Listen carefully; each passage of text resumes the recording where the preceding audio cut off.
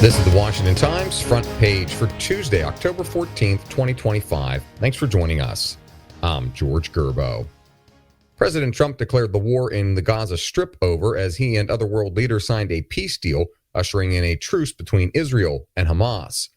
Although the path to lasting peace remains fragile and faces many questions and potential setbacks, Jeff Murdoch and Susan Ferricchio report Monday was a day of celebration on the streets of Gaza and Tel Aviv. Hamas released the final 20 living hostages and began the transfer of the remains of the dead hostages, while Israel released nearly 2,000 Palestinian prisoners. Humanitarian aid deliveries resumed to the weary and starving residents of Gaza, where Hamas officials say some 70,000 Palestinians died during the war. Trump's role as a global peacemaker has become a key part of his presidency, and his success in ending conflicts and wars is poised to be a crowning achievement. Critics, however, point to his campaign promise to quickly end the war between Russia and Ukraine.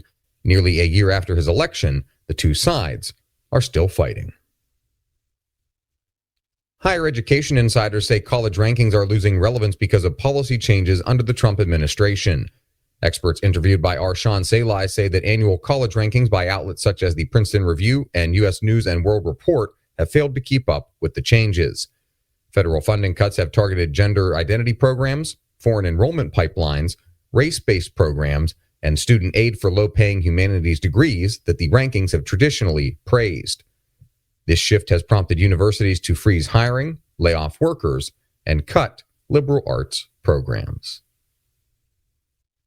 Nuclear power is poised to grow in the United States, led by a handful of companies that have redesigned reactors to be smaller, safer, and quicker to build. Susan Ferricchio reports X Energy, headquartered in Maryland, plans to have the first of its kind small modular reactor up and running on the Texas Gulf Coast early next decade. They expect to begin a major revival of nuclear's role in the nation's power grid. Nuclear's share has largely stalled at about 19% after older plants were shuttered and new construction wound down because of safety concerns in the 1980s. Currently, 93 nuclear reactors are operating in 54 power plants across the country.